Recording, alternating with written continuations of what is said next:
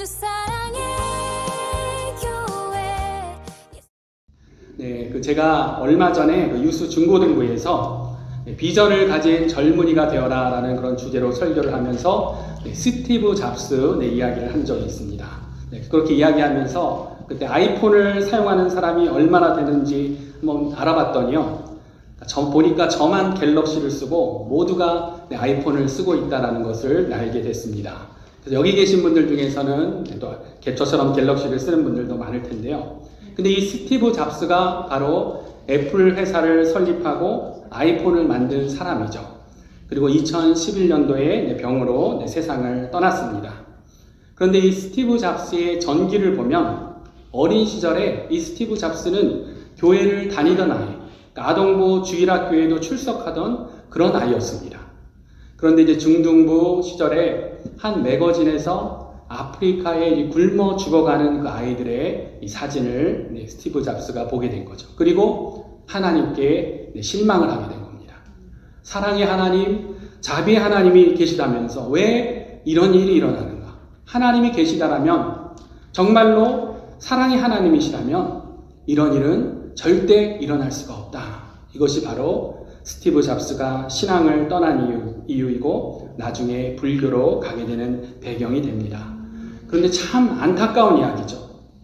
스티브 잡스가 하나님께 실망하기보다 하나님에 대해, 하나님의 그 마음에 대해 조금만이라도 더 알았더라면 하는 그러한 아쉬움이 있는 것이죠.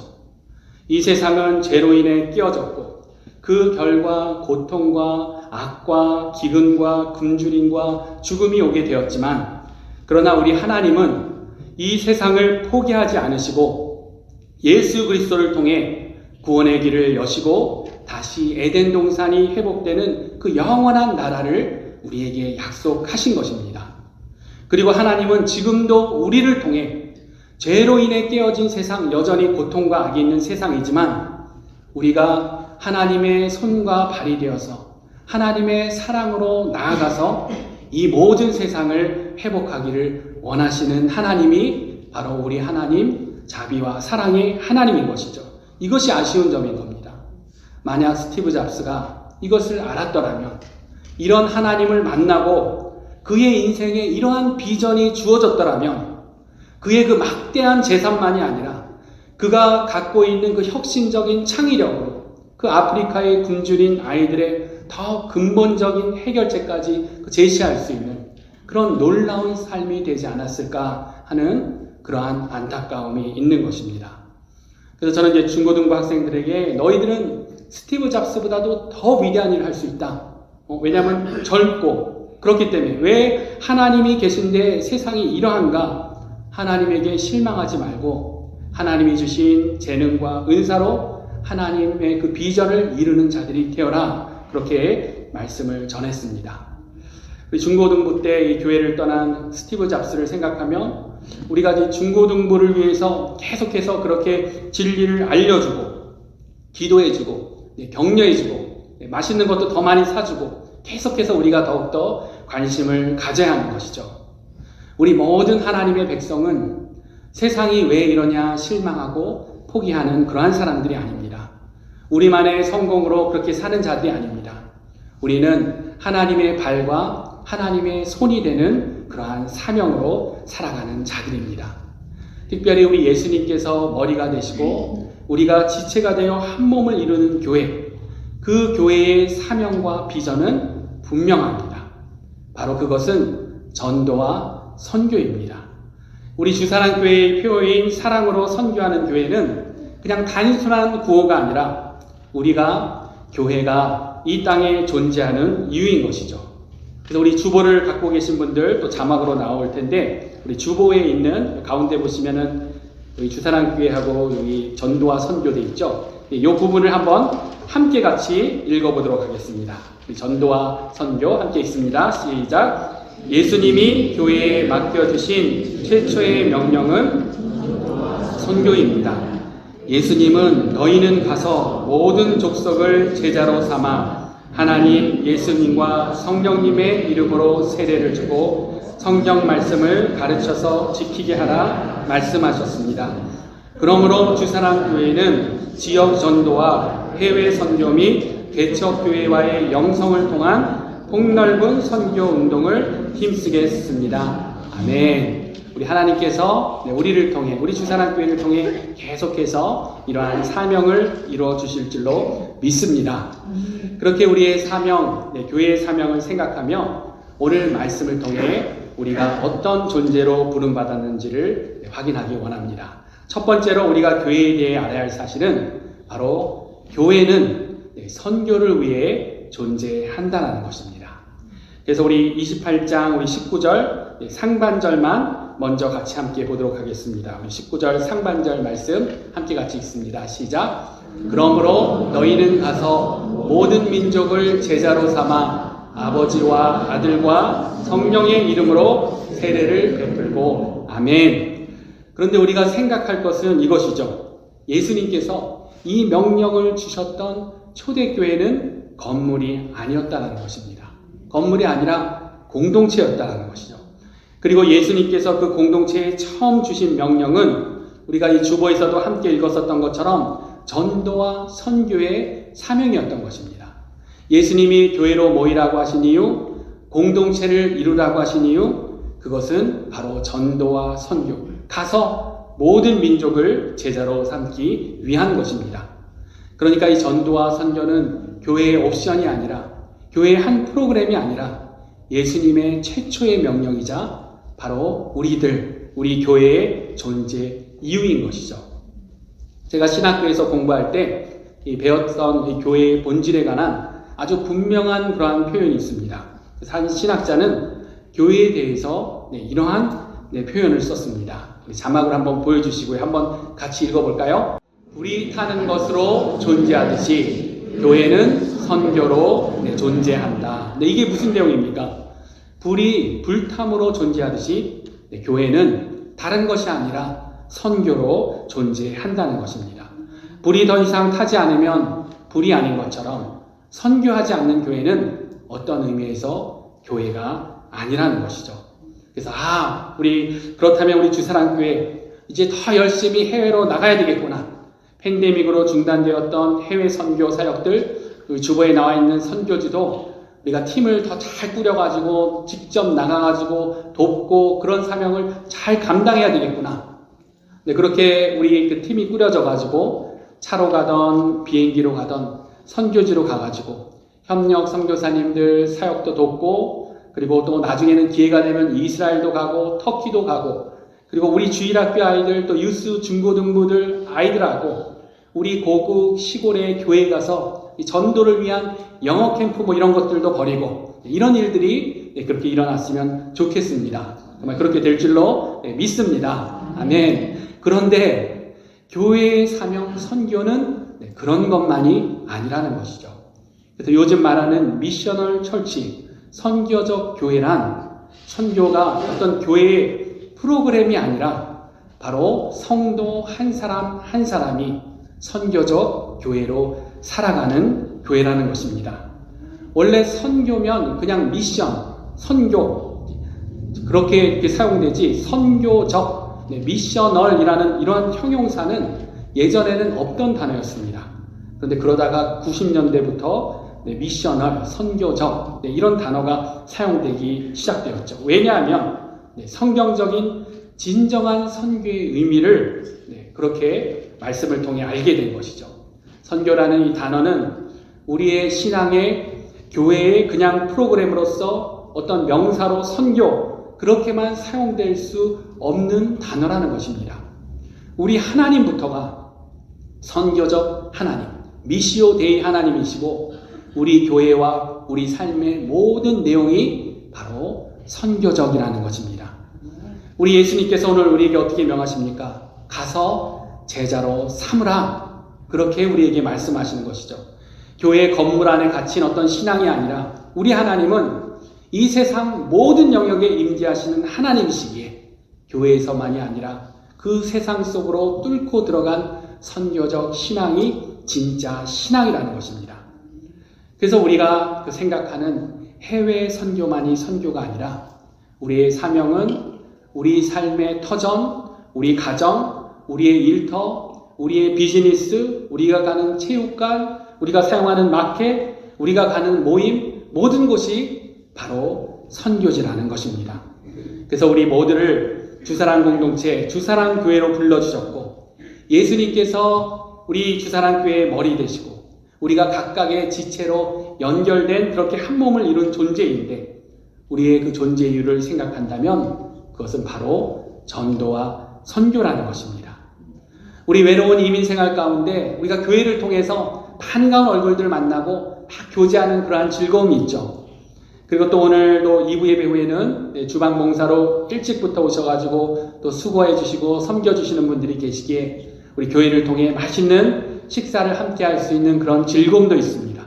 또 함께 교회에서 예배드리고 성경 공부하고 내가 은혜 받고 성장하는 것이 교회구나 우리가 할 수 있지만, 그런 교회에 주신 중요한 사명은, 예수님께서 처음으로 그러한 교회에게 주셨던 사명은 다른 것이 아니라 너희는 가라! 선교의 사명을 잊지 말아야 하는 것입니다. 이것이 바로 교회의 존재 이유입니다. 그렇다면 오늘 두 번째로 우리가 알아야 하는 것은 바로 우리를 선교사로 부르셨다는 것입니다. 우리 한번 같이 따라해 볼까요? 우리를 선교사로 부르셨습니다. 선교사로 부르셨습니다. 아멘. 우리 모두를 선교사로 부르셨다는 사실을 기억해야 합니다. 우리 20절 상반절을 또 함께 읽겠습니다. 함께 읽습니다. 내가 너희에게 분부한 모든 것을 가르쳐 지키게 하라. 아멘. 가서 복음을 전하고 예수님의 제자로 가르치고 그리고 지키게 하라고 합니다. 그런데 예수님께서 이 명령을 누구에게 주신 것입니까? 이것은요, 목사나 선교사만을 위한 것이 아닙니다. 교회로 부름받은 모든 성도를 향한 하나님의 말씀, 우리 예수님의 명령인 것입니다. 그렇게 우리 모두가 각자의 삶의 터전에서 우리가 감당해야 할 공동 사명인 것이죠. 그래서 예전에는, 한때는 사역자들만이 하나님의 말씀을 독점하던 그런 시대가 있었습니다. 그래서 중세 시대가 그랬죠. 모든 말씀을 라틴어만 사용하기 때문에 이 성도들은 개인적으로 말씀을 그렇게 들을 수가 없었습니다. 성경을 함부로 번역하는 것도 불법이었고요. 성경이 있어도 라틴어로 되어 있으니까 무슨 내용인지 모르는 겁니다. 그래서 사제들이 파츠로 매주를 쓴다고 해도 아멘 할 수밖에 없는 거죠. 그때 일반 성도들은 글도 잘 몰랐고 사제들만 말씀을 갖고 있던 시대였기 때문에 그냥 그렇게 수동적인 종교 생활을 했던 것입니다. 그런데 16세기 종교개혁을 통해 말씀이 모든 사람들에게 열려지게 되죠. 그래서 이제는 누구나 직접 자국의 언어로 하나님의 말씀을 읽을 수 있게 됩니다. 그러니까 더 이상 난 말씀이 없어서 말씀을 볼 수 없어서 이제 수동적으로 종교 생활을 할 수밖에 없다, 이렇게 하지 못한다는 것이죠. 우리 하나님께서 모두에게 말씀을 열어주셨으니까. 그런데 지금은요, 또 다른 개혁의 시대라고 합니다. 이제는 사역에 있어서도 선교에 있어서도 그 어느 때보다 우리 하나님께서 모든 사람을 사용하는 그러한 시대인 것입니다. 그래서 우리가 평신도라는 말을 이렇게 단어를 사용하는데요. 평신도라는 이 단어는 성경적인 표현이 아닌 것이죠. 신도는 결코 평범할 수 없습니다. 모든 신도는, 모든 성도는 사명을 가진 예수님의 제자입니다. 우리 모두가 바로 일상의 선교사인 것입니다. 지금 이 시대에 복음이 증거되는 것을 보면요, 많은 사람들이 막 예전처럼 어떤 뛰어난 부흥사, 목사의 설교를 듣고서가 아닙니다.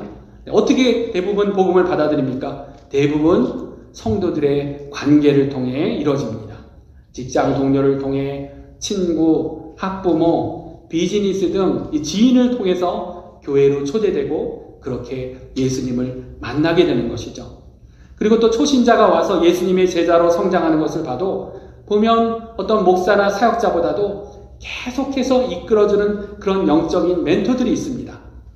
사명을 가진 그러한 성도들이, 하나님의 비전을 붙든 성도들이 이러한 멘토로서 그러한 역할을 누구보다 적극적으로 감당하는 것이죠.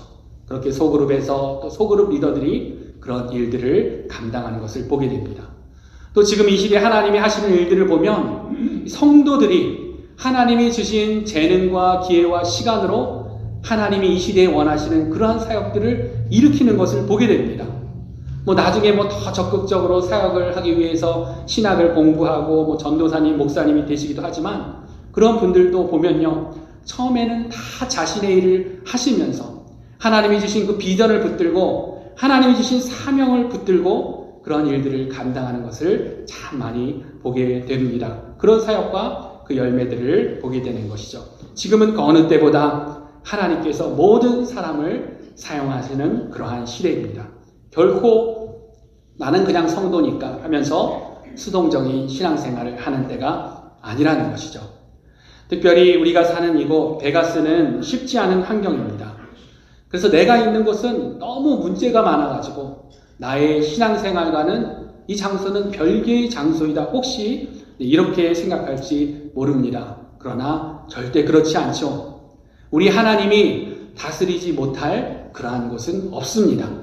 우리 하나님의 백성은 이 세상의 모든 영역을 변혁시킬 그러한 사명을 갖고 있습니다. 우리 예수님의 사역을 보십시오. 우리 예수님이 이 땅에 오셔서 아무런 문제가 없는 그런 거룩한 장소만 다니신 것이 아니죠. 우리 예수님을 보면요, 오히려 상처와 죄가 가득한 그러한 장소를 향해 일부러 그 발걸음을 내디디셨습니다. 유대인들이 불경건하다고 절대 가지 않는 그러한 사마리아 지역. 그러나 우리 예수님은 다른 길, 유대인들이 사용하는 길을 피하고 일부러 사마리아 땅을 지나가시죠. 그곳에서 우물가 여인을 만나 주십니다. 누구도 만날 수 없는 저주받았다고 하는 그런 나병 환자들, 그리고 또 모두가 손가락질하는 창녀들, 돈은 있을지 몰라도 늘 죄인 취급받고 민족의 배신자 취급받는 무시받는 그러한 세리들. 그러나 우리 예수님께서는 그러한 세리들을 향해 나아가시죠. 삭개오야, 그곳에서 내려와라. 내가 너희 집에 유하겠다. 그렇게 말씀하시는 것입니다. 그렇기 때문에 중요한 것은 장소가 아니라 그곳에 있는 하나님의 백성입니다. 우리 그리스도인들이, 일상의 선교사들이 그곳에서 어떻게 존재하느냐가 중요한 것입니다. 우리가 만나는 사람들 한 명 한 명을 하나님의 형상으로 대하고 우리가 말로 전도할 수 없는 상황일지라도 그리고 우리는 기도할 수 있습니다. 그리고 우리가 사랑으로 섬길 때 바로 그곳이 선교지가 되는 것입니다. 그것이 특별히 우리 모두를 이곳 베가스로 부르셔서 선교사로 세우시며 주신 그러한 귀한 영적인 사명인 것이죠. 우리의 일터는 단순한 생업의 현장이 아니라 하나님이 우리를 선교사로 파송하신 선교지입니다. 그곳이 어떤 자리일지라도 하나님이 우리를 그 자리에 세우신 뜻과 계획이 분명히 있으십니다. 우리 교회 표처럼, 그런데 이 사랑은 사랑으로만 가능한 것이죠. 직장에서 우리가 정직하게 일하는 것, 그리고 우리 이웃의 아픔에 공감해 줄 수 있는 것, 그리고 어려운 자에게, 굶주린 자에게 손을 내밀어 주는 것, 또 그들을 위해 기도해 주는 것. 그런데 이것을 우리가 의무감으로 하면 지치게 됩니다. 지칠 수밖에 없습니다. 나의 의로, 또 사람들의 인정으로, 종교 생활로 하면 금방 번아웃이 되고 맙니다. 그러나 우리가 잊지 말아야 될 영적인 원리는 무엇입니까? 예수님의 사랑이 먼저 우리에게 채워질 때, 그리고 그 사랑으로 우리가 나아갈 때 이 사명은 지속될 수 있는 것입니다. 그런 의미에서 우리는 하나님의 그러한 사랑의 그 사명을 감당하는 선교사입니다. 그런 의미에서 우리 한번 같이 외쳐볼까요? 나는 선교사입니다. 나는 선교사입니다. 아멘. 옆에 있는 분에게도 당신이 선교사입니다. 당신이 선교사입니다. 아멘. 정말로 우리 모두를 하나님은 일상의 선교사로 부르셨습니다. 하나님께서 우리를 부르시는 그날까지 우리는 그러한 사명을 감당하는 자들입니다. 그렇기 때문에 늘 하던 일이실 수 있지만 하나님이 우리에게 또 새롭게 주신 2026년 새로운 마음으로 하나님이 주신 선교의 사명을 생각하며 우리 주사랑 공동체 해외 선교도 더 열심히 하면 좋겠지만, 그렇게 할 것이지만 먼저는 선교지인 우리 가정, 또 우리 일터, 내 곁의 동료와 이웃에게 다른 거창한 것부터가 아니라 먼저 작은 사랑의 한마디부터 전할 수 있는, 그렇게 시작할 수 있는, 그렇게 예수님의 진리를 가르치고 지키게 하는 그런 선교사의 삶이 되시기를 우리 주 예수님의 이름으로 축복합니다. 세 번째로 마지막으로 오늘 말씀을 통해 우리가 붙들 진리의 메시지는 우리에게 축복과 소망이 되는 메시지인 것이죠. 그것은 바로 이 선교의 사역에 예수님이 항상 함께 하시다는 것입니다. 한번 같이 읽어볼까요? 시작! 이 선교의 사역에 예수님이 함께 하십니다. 그냥 함께 하시는 정도가 아니고요. 우리 예수님께서 이러한 약속을 주셨습니다. 우리 28장 20절, 우리 하반절 함께 읽겠습니다. 함께 읽습니다. 내가 세상 끝날까지 너희와 항상 함께 있으리라. 아멘. 네.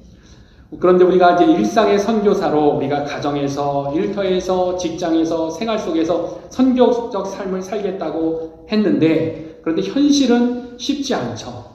그래서 그런 우리가 같이 그렇게 인사하기는 했지만 그런 수준 높은 신앙의 삶은 나는 아니고 저 집사님, 권사님, 저 장로님, 또 우리 중에도 또 그런 선교적 삶을 살고 계신 많은 분들 계시죠. 저 정도는 돼야지 할 수 있겠지 하고 우리는 자꾸만 포기하려고 합니다.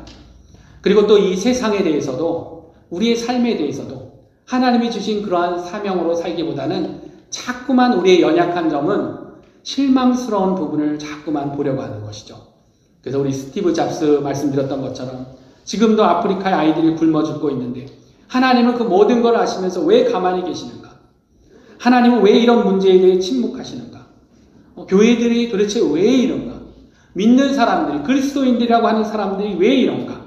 이런 실망하는 그런 부분들, 자꾸만 그런 부분을 보게 되고, 그리고 무엇보다 자신에 대해서도 고민하고 실망할 수 있습니다.